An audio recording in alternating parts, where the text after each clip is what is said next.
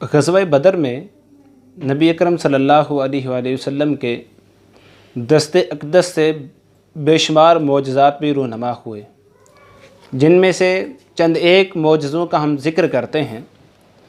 حضرت عکاشہ بن محصن رضی اللہ تعالیٰ عنہ، جو کہ حضرت عکاشہ الاسدی کے نام سے معروف ہیں، انتہائی جانثار اور بہادر صحابی تھے۔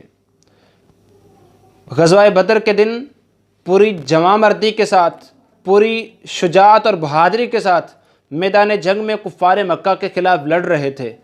اتنا لڑے کہ آپ کی تلوار جو ہے وہ ٹوٹ گئی۔ جب تلوار ٹوٹی تو رسول خدا صلی اللہ علیہ وسلم کی بارگاہ میں تشریف لائے۔ یہ صحابہ کی بے سر و سامانی کا عالم یہ تھا کہ تلواریں تو پہلے ہی تمام صحابہ کے پاس موجود نہ تھیں۔ اب نبی اکرم صلی اللہ علیہ وسلم کے پاس تشریف لائے، آ کر عرض کیا، آقا میں نے انتہائی شجاعت اور جواں مردی کے ساتھ کفار کے خلاف لڑا ہوں، اور لڑتے لڑتے میری تلوار ٹوٹ گئی ہے۔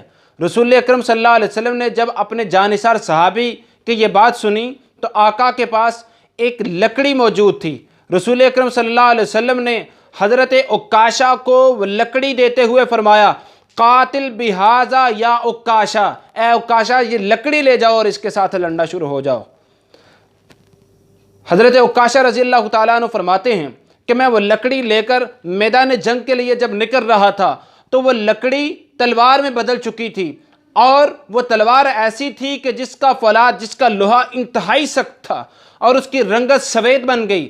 حضرت عکاشہ رضی اللہ تعالیٰ عنہ اس تلوار کے ساتھ میدان جنگ میں لڑتے رہے اور کفار مکہ کو جہنم رسید کرتے رہے، اور حتیٰ کہ لڑتے لڑتے اللہ تبارک و تعالیٰ نے مسلمانوں کو غزوہ بدر میں فتح اور کامرانی عطا فرما دی۔ اور وہ تلوار جو اللہ تبارک و تعالیٰ کے سچے رسول نے ایک لکڑی دی تھی، وہ العون کے نام سے پھر مشہور و معروف ہو گئی۔ العون کا مطلب ہے مددگار، تو گویا وہ تلوار مسلمانوں کے لیے مددگار ثابت ہو گئی۔ اور یہی نہیں کہ وہ تلوار شاید میدان بدر میں ختم ہو گئی، نہیں، بلکہ حضرت عکاشہ رضی اللہ تعالیٰ عنہ نے اپنی زندگی میں پھر جتنے بھی غزوات لڑے، اسی تلوار العون کے ساتھ آپ لڑتے رہے، اور رسول خدا صلی اللہ علیہ وسلم کا دشمنوں کو جہنم رسید کرتے رہے۔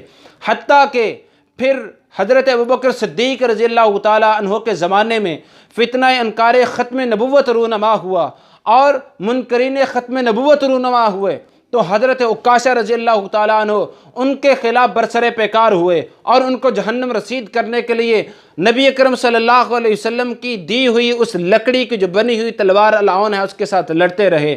اور حتیٰ کہ ایک جھوٹا نبی جس کا نام طلحہ الاسدی تھا، اس کے خلاف لڑتے ہوئے جام شہادت نوش کر گئے۔ تو نبی اکرم صلی اللہ علیہ وسلم کے دست اقدس سے یہ معجزہ رونما ہوا کہ ایک لکڑی کی تلوار بنی کہ جو انتہائی سخت فولاد کی بن گئی، اور جس کا رنگ سفید بن گیا، اور جس کی بدولت اللہ تبارک و تعالیٰ نے بے شمار مسلمانوں کو فتح اور کامرانیاں بھی عطا فرمائی۔ پھر اسی طریقے سے ایک اور صحابی تھے کہ جن کا نام ہے حضرت مسلمہ بن اسلم رضی اللہ تعالیٰ عنہ، ان کے ساتھ بھی ایسا ہی ہوا۔ غزوہ بدر میں جب یہ کفار مکہ کے خلاف برسر پیکار تھے تو لڑتے لڑتے ان کی بھی تلوار ٹوٹ گئی۔ جب تلوار ٹوٹی تو یہ بھی آقا کی بارگاہ میں تشریف لائے۔ اب صحابہ کا ذرا ایمان تو دیکھیے، سارے صحابہ کو یہ معلوم تھا کہ رسول اکرم صلی اللہ علیہ وسلم کے پاس تلواریں مزید موجود نہیں ہیں، لیکن جس کو بھی جو بھی مسئلہ ہوتا، میدان جنگ میں جو بھی مسئلہ ہوتا، وہ نہ ادھر دیکھتا نہ ادھر دیکھتا، بلکہ سرکار دو جہاں صلی اللہ علیہ وسلم کی بارگاہ میں آ جاتا اور آ کر اپنی عرض آقا کی بارگاہ میں سنا دیتا۔ حضرت مسلمہ بن اسلم رضی اللہ تعالیٰ عنہ نے بھی ایسا کیا، اور آ کر عرض کیا، آقا میری تلوار ٹوٹ گئی ہے۔ تو رسول خدا صلی اللہ علیہ وسلم کی بارگاہ میں اس وقت ایک کھجور کی لکڑی موجود تھی۔ نبی اکرم صلی اللہ علیہ وسلم نے وہ لکڑی حضرت مسلمہ رضی اللہ تعالیٰ عنہ کو عطا فرمائی، اور فرمایا کہ جاؤ جا کے اس کے ساتھ لڑنا شروع ہو جاؤ۔ حضرت مسلمہ فرماتے ہیں کہ جیسے ہی میں نے وہ کھجور کی لکڑی اپنے ہاتھ میں پکڑی تو اللہ تبارک و تعالیٰ نے اسے فولادی تلوار میں بدل دیا، اور حضرت مسلمہ اس کے ساتھ لڑتے رہے۔ اور پھر غزوہ بدر میں اس کی کہانی ختم نہیں ہوتی، بلکہ حضرت مسلمہ رضی اللہ تعالیٰ عنہ عہد فاروقی تک زندہ رہتے ہیں، اور اسی تلوار کے ساتھ لڑتے رہتے ہیں، حتیٰ کہ جنگ جسر جو نبی اکرم صلی اللہ علیہ وسلم کے خلیفہ دوم حضرت عمر فاروق رضی اللہ تعالیٰ عنہ کے زمانے میں ہوئی، اور حضرت عبیدہ بن الجراح رضی اللہ تعالیٰ عنہ کی سپہ سالاری میں ہوئی۔ اس جنگ جسر میں حضرت مسلمہ رضی اللہ تعالیٰ عنہ جہاد کرتے ہوئے جامِ شہادت نوش کر جاتے ہیں۔ تو یہ نبی اکرم صلی اللہ علیہ وسلم کے دست اقدس سے یہ دوسری تلوار بنی تھی، ایک کھجور کی ایک لکڑی سے۔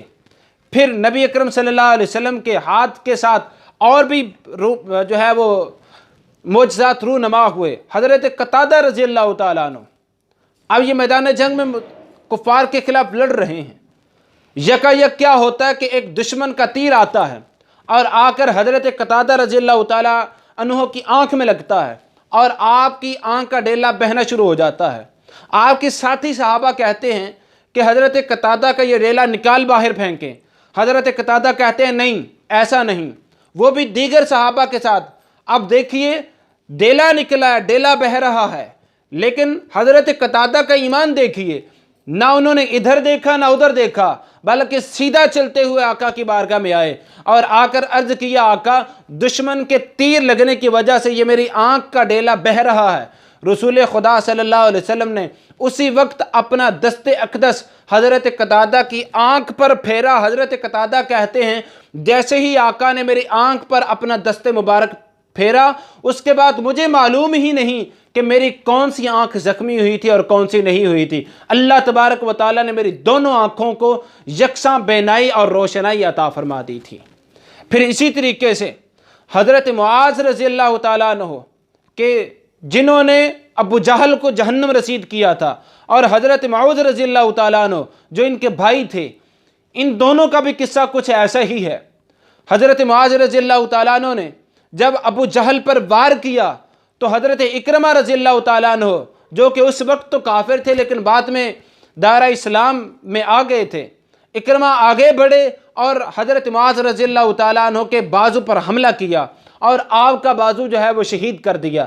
اور حضرت معاذ کہتے ہیں کہ میرا بازو ساتھ لٹک رہا تھا جو کہ جنگ میں خلل پیدا کر رہا تھا، میں نے کیا کیا، اپنے پاؤں کے نیچے اپنا بازو دیا اور کھینچ کر جدا کر دیا۔ آپ فرماتے ہیں کہ جب جنگ ختم ہوئی تو میں اپنا بازو لے کر آقا کی بارگاہ میں لے گیا، عرض کیا آقا جب ابو جہل پر حملہ کیا تھا تو یہ میرا بازو جدا ہو گیا تھا۔ رسول خدا صلی اللہ علیہ وسلم نے حضرت معاذ کا وہ بازو پکڑا، آپ نے ساتھ لگایا اور اپنے لعاب دہن کو اوپر لگایا۔ اللہ تبارک و تعالیٰ نے نبی اکرم صلی اللہ علیہ وسلم کے دست مبارک اور آپ کے لعاب دہن کی برکت سے حضرت معاذ کے بازو کو بالکل تندرست اور ٹھیک کر دیا۔ پھر اسی طریقے سے حضرت معاذ رضی اللہ تعالیٰ عنہ ان کے ساتھ بھی ایسا ہی کچھ ہوا۔ ابو جہل پر جب وار کیا تو ابو جہل نے جواباً وار کرتے ہوئے حضرت معاذ رضی اللہ تعالیٰ عنہ کے ہاتھ مبارک کو شہید کر دیا۔ حضرت معاذ نے کیا کیا، اپنا ہاتھ پکڑا، آقا کی بارگاہ میں آ گئے اور آ کر عرض کیا آقا یہ میرا ہاتھ جدا ہو گیا ہے مجھ سے۔ تو نبی اکرم صلی اللہ علیہ وسلم نے کلائی کے ساتھ ہاتھ لگایا اور لعاب دہن یوں لگا دیا۔ لعاب دہن لگانے کی دیر تھی کہ اللہ تبارک و تعالیٰ نے شفا یابی عطا فرما دی، اور پھر وہ نبی اکرم صلی اللہ علیہ وسلم کے جانثار صحابی غزوہ بدر میں کفار مکہ کے خلاف لڑتے لڑتے جامِ شہادت نوش کر گئے۔ یوں نبی اکرم صلی اللہ علیہ وسلم کے ہاتھ مبارک سے، آپ کے لعاب دہن سے غزوہ بدر میں بے شمار معجزات رونما ہوئے کہ جن معجزات نے صحابہ اکرام رضوان اللہ علیہم اجمعین کے ایمان